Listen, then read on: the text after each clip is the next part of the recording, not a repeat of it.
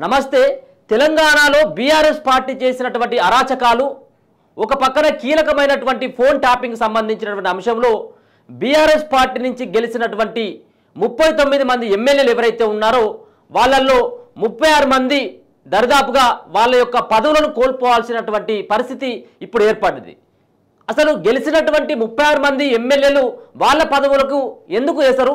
అసలు ఫోన్ ట్యాపింగ్కి ఇప్పుడు ఎమ్మెల్యేలకు సంబంధించినటువంటి పదవులకు ఏంటి మూడి అని చెప్పేసి మీరు అనుకుంటా ఉన్నారా? అదే నిజం.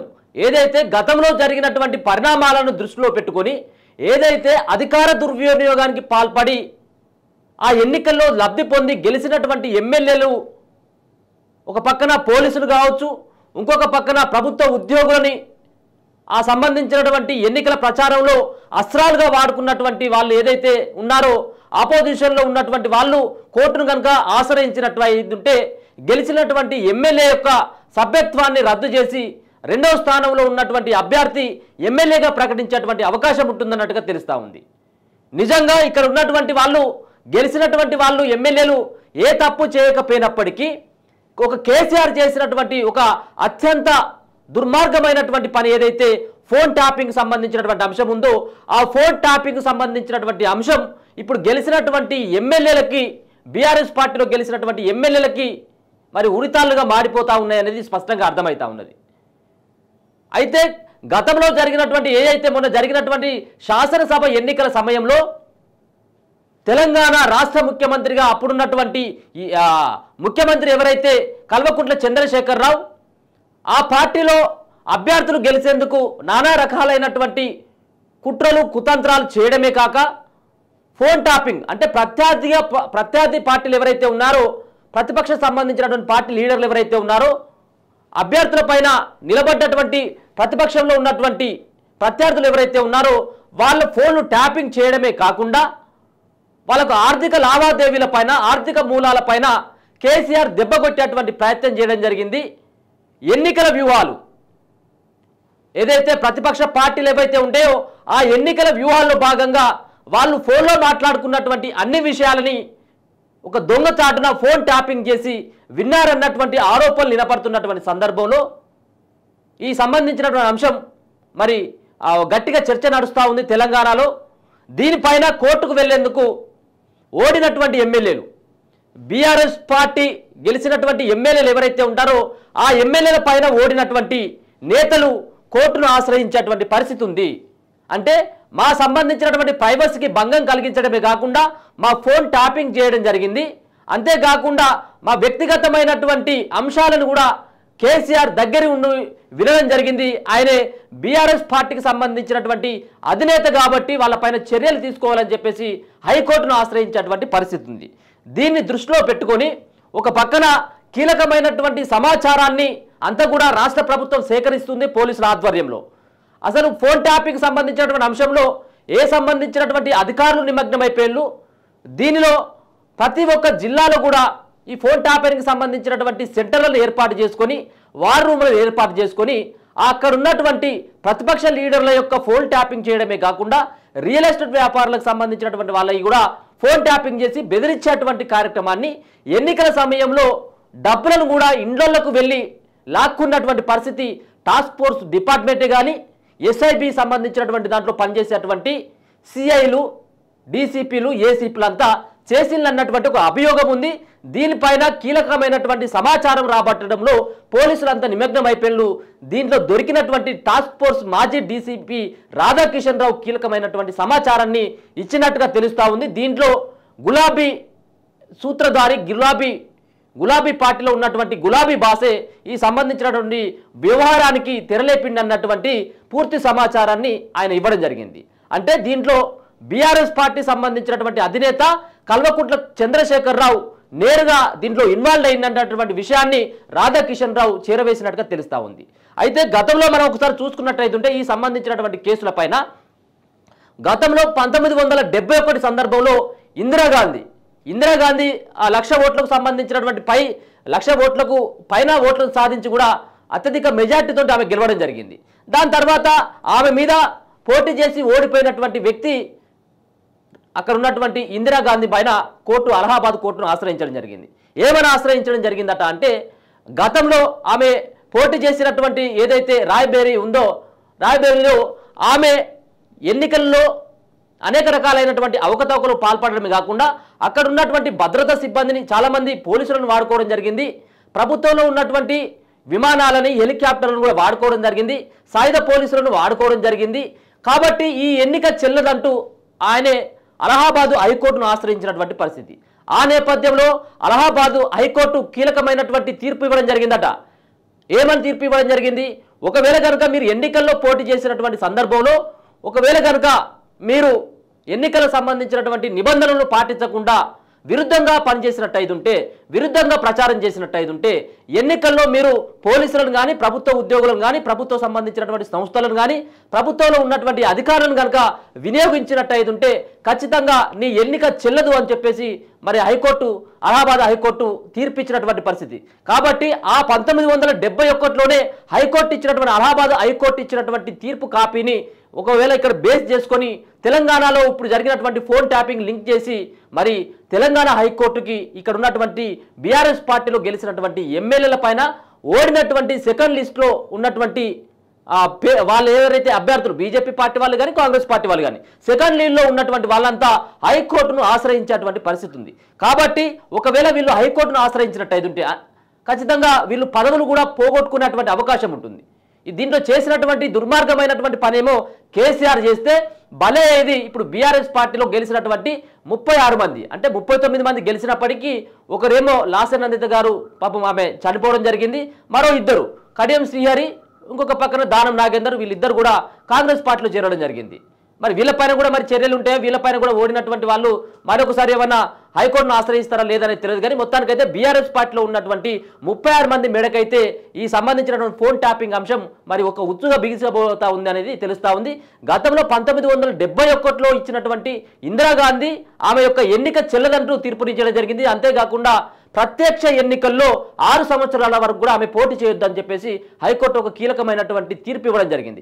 కాబట్టి ఆ సంబంధించినటువంటి ఏదైతే ఇచ్చినటువంటి తీర్పు కాపీని బేస్ చేసుకొని తెలంగాణలో ఉన్నటువంటి ఓడిపోయినటువంటి బీఆర్ఎస్ పార్టీలో పోటీ చేసి గెలిచినటువంటి ఎమ్మెల్యేల పైన ఓడినటువంటి ఎమ్మెల్యేలు ఎవరైతే, ఓడినటువంటి అభ్యర్థులు ఎవరైతే ఉంటారో వాళ్ళు మరొకసారి హైకోర్టును ఆశ్రయించేటువంటి పరిస్థితి ఉంది. దీనిలో చాలా కీలకమైనటువంటి అంశాలు దీంట్లో ఇప్పటికే అర్థమవుతా ఉన్నది.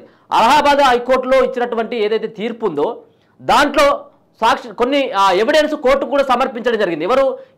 ఎవరైతే ఇందిరాగాంధీ ఉందో ఇందిరాగాంధీ పైన ఓడినటువంటి అభ్యర్థి ఆయన కూడా కొన్ని జత చేస్తూ ఆయన ఎక్కడెక్కడ సంబంధించినటువంటి దాంట్లో ఆమె ఎన్నికలకు సంబంధించినటువంటి దాంట్లో అవకతవకలు పాల్పడ్డది, ఎన్నికల నియమాలకి విరుద్ధంగా పనిచేసిందని చెప్పేసి ఆయన కోర్టుకు కొన్ని ఆధారాలు కూడా సమర్పించడం జరిగింది 1971లో. ఇప్పుడున్నటువంటి నేపథ్యంలో అంతకంటే కీలకమైనటువంటి ఆధారాలు ప్రభుత్వం దగ్గర ఉన్నాయి, అంతేకాకుండా పోలీసుల దగ్గర ఉన్నాయి. ఇప్పుడు ఇంటరాగేట్ చేస్తున్నటువంటి సందర్భంలో ప్రణీత్ రావుతో పాటు ఫోన్ ట్యాపింగ్ ఇది అతిపెద్ద దుర్మార్గమైనటువంటి చర్య. ఈ ఫోన్ ట్యాపింగ్ సంబంధించినటువంటి టెలిగ్రాఫ్ యాక్టు ఈ సంబంధించినటువంటి అంశంలో ప్రయోగించేటువంటి ఆస్కారం ఉన్నది. టెలిగ్రాఫ్ యాక్ట్ అనేది కూడా అతి కఠినంగా ఉండేటువంటి ఈ సెక్షన్లు అని చెప్పేసి చెప్తా ఉన్నారు. దీంట్లో ఏంటంటే ఒక పక్కన వ్యక్తిగతమైనటువంటి వాళ్ళ యొక్క ప్రైవసీకి భంగం కలిగించేటువంటి విధంగా ఇక్కడ ఉన్నటువంటి బీఆర్ఎస్ పార్టీకి సంబంధించినటువంటి అధినేత కేసీఆర్ నేతృత్వంలో ఈ అంతా జరిగిందనేది ఒక పక్కన ప్రణీత్ రావు చెప్తా ఉన్నాడు. నిన్నగాక మొన్న దొరికినటువంటి టాస్క్ ఫోర్సు మాజీ డీజీపీ రాధాకిషన్ రావు ఇదే చెప్తా ఉన్నాడు. మాకు సంబంధమే లేదు, దీంట్లో కీలకమైనటువంటి వ్యక్తుల భాగస్వామ్యం ఉందని చెప్పేసి కల్వకుంట్ల కుటుంబంలో ఉన్నటువంటి పేర్లను బహిర్గతం చేసేటువంటి ప్రయత్నం చేస్తూ ఉన్నారు. అప్పుడే జరిగినటువంటి తీర్పు ఏదైతే అలహాబాద్ హైకోర్టు ఇచ్చినటువంటి తీర్పును బేస్ చేసుకుని ఇప్పుడు తెలంగాణలో గెలిచినటువంటి ఎమ్మెల్యేల బీఆర్ఎస్ పార్టీ సంబంధించినటువంటి ఎమ్మెల్యేల యొక్క భౌతవ్యం ఆధారపడి ఉన్నది.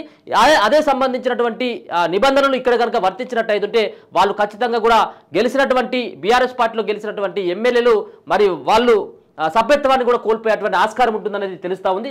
అప్పట్లో జరిగినటువంటి విషయం ఏంటిది, కరెక్ట్ ప్రాక్టీసెస్ అంటే ఏంటిది అనేది ఒకసారి చూసేటువంటి ప్రయత్నం అయితే చేద్దాం. 1971లో జరిగిన సార్వత్రిక ఎన్నికల్లో కాంగ్రెస్ పార్టీ 352 సీట్లతో అజేయ శక్తిగా నిలిచింది. రాయ్బరేలీ నుంచి ఇందిరాగాంధీ 1,00,000కు పైగా ఓట్ల మెజార్టీతో నెగ్గారు. ఆ సీటులో సంయుక్త సోషలిస్టు పార్టీ అభ్యర్థిగా ఆమెతో పోటీ పడ్డ రాజ్ నారాయణ్ తన గెలుపుపై చాలా విశ్వాసంతో ఉన్నారు. కానీ ఫలితం అందుకు విరుద్ధంగా రావడం ఆయనకు షాక్. ఇందిరాగాంధీ ప్రభుత్వ యంత్రాంగాన్ని దారుణంగా దుర్వినియోగం చేయడమే తన ఓటమికి కారణమని భావించిన ఆయన అలహాబాద్ హైకోర్టులో ఎన్నికల పిటిషన్ దాఖలు చేశారు. ఎన్నికల పిటిషన్ అంటే 1951 ప్రజా ప్రాతినిధ్య చట్టంలోని సెక్షన్ 80 ప్రకారం ఎన్నికల్లో గెలిచిన అభ్యర్థి అవినీతి విధానాలను అవలంబించిన, చట్టవిరుద్ధమైన కార్యకలాపాలను పాల్పడిన ఆ అభ్యర్థిని అనర్హురాలిగా ప్రకటించాలంటూ సదరు అభ్యర్థితో పోటీ పడిన ప్రత్యర్థి గాని ఆ నియోజకవర్గంలోని ఓటరు గాని హైకోర్టును ఆశ్రయించి వేసే పిటిషన్ 1971 ఏప్రిల్ 24న రాజనారాయణ ఈ పిటిషన్ వేశారు. ఇందిరాగాంధీ ఎన్నికల కోడ్ను ఉల్లంఘించారని, సాయుధ దళాలు సహా ఎన్నికల ప్రచారంలో ఆమెకు పలువురు ప్రభుత్వ అధికారులు, ఉద్యోగులు, స్థానిక పోలీసులు సహకరించారని తన అప్పీల్లో పేర్కొన్నారు. భారత వైమానిక దళం ఆమెకు విమానాలు, హెలికాప్టర్లు సమకూర్చిందని పేర్కొన్నారు. ప్రజా ప్రాతినిధ్య చట్టంలోని సెక్షన్ 123/7 ప్రకారం అలా చేయడం కరప్ట్ ప్రాక్టీసెస్ కిందకు వస్తుందని, అది అనర్హతకు తగిన కారణమని గుర్తు చేశారు.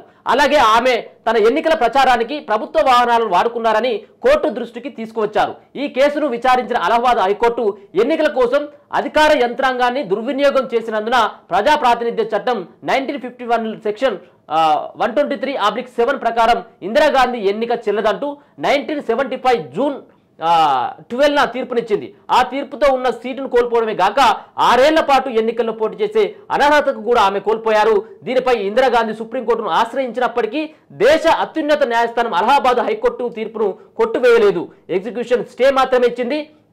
ఆమె దేశంలో ఎమర్జెన్సీ విధించిన ప్రస్తుతం రాష్ట్రంలో సంచలనం రేపుతున్నటువంటి ట్యాపింగ్ వ్యవహారం సైతం అంతకు మించి అధికార దుర్వినియోగం కిందికి వస్తుందని న్యాయ నిపుణులు పేర్కొంటున్నారు. ఇప్పుడు అర్థమైంది కదా, ఏదైతే గతంలో ఇందిరాగాంధీ గెలిచినప్పటికీ కూడా ఇందిరాగాంధీ ఎన్నిక చెల్లదు, ఆమె పోలీసులను వాడుకోవడం జరిగింది, సాయుధ పోలీసులను వాడుకోవడం జరిగింది, అంతేకాకుండా స్థానిక పోలీసులను, ఉద్యోగులను వాడుకోవడంతో పాటు ఆమెకు విమానాలు, హెలికాప్టర్లు కూడా భారత వైమానిక దళం సమకూర్చిందన్నటువంటి పూర్తి ఆధారాలను కోర్టుకు సమర్పించడంతో అక్కడ ఆమెను పదవి కోల్పోవడమే కాకుండా 6 ఏళ్ల పాటు ఆమె పోటీలో ఉండకూడదని చెప్పేసి ఒక తీర్పునివ్వడం జరిగింది. అంతకంటే ఎక్కువ తీర్పు ఇక్కడ వచ్చేటువంటి అవకాశం ఉన్నది. అంతకు మించినటువంటి అవకతవకలు, అంతకు మించినటువంటి ఒక దుర్మార్గమైనటువంటి ఒక ఫోన్ ట్యాపింగ్ సంబంధించినటువంటి అంశంలో కల్వకుంట్ల చంద్రశేఖరరావు కూరుకుపోయింది. కాబట్టి దీంట్లో ఓడిపోయినటువంటి ఎమ్మెల్యేలంతా కూడా మరి బీఆర్ఎస్ పార్టీలో గెలిచినటువంటి ఎమ్మెల్యేల పైన కోర్టును ఆశ్రయించేటువంటి ఆస్కారం కనబడతా ఉన్నది. ఇక్కడ ఏమని చెప్పడం జరిగింది, కేవలం ప్రభుత్వ ఉద్యోగులు పోలీసులు సహకరించినప్పుడు కూడా ఆమె మీద అనర్హత వేటు చేయడం జరిగింది. ఆమె ఎన్నిక చెల్లదంటూ అలహాబాద్ హైకోర్టు తీర్పు ఇవ్వడం జరిగింది. ఇక్కడ ఉన్నటువంటి నేపథ్యంలో టాస్క్ ఫోర్స్ వాహనాల్లోనే పైసలు పోయినాయని చెప్పేసి ఒప్పుకోవడం జరిగింది. అంటే పోలీసు వాహనాల్లోనే పైసలన్నీ తీసుకుపోయి మేము ఎక్కడ ఖర్చు పెట్టాలనో, ఎవరికి సంబంధించినటువంటి అభ్యర్థికి ఇవ్వాలనో మేమే తీసుకుపోయి ఆ అభ్యర్థి చేతిలో పెట్టడం జరిగింది అని చెప్పేసి ఈ పోలీసులు ఒప్పుకుంటున్నారు. కాబట్టి ఎన్నికల నిబంధనలను వీళ్ళు ఖచ్చితంగా ఉల్లంఘించినట్టు అనేది తెలుస్తూ ఉంది. అంటే దీంట్లో పోలీసులను వాడుకోవడం జరిగింది, పోలీసు వాహనాలను కూడా వాడుకొని ఇంకొక దుర్మార్గమైనటువంటి చర్యకు బీఆర్ఎస్ పార్టీ ప్రయత్నించింది అనేది ఇక్కడ తేటతెల్లమవుతుంది. కాబట్టి ఒకవేళ కనుక ఫోన్ ట్యాపింగ్లో కల్వకుంట్ల చంద్రశేఖరరావు ఒకటే విన్నట్టు ఉంటే, ఒకటే చేసినట్టు ఉంటే ఆయన గజ్వేల్లో గెలవడం జరిగింది. గజ్వేల్ సీటు ఆయన కోల్పోవాల్సినటువంటి పరిస్థితి ఉంటుంది.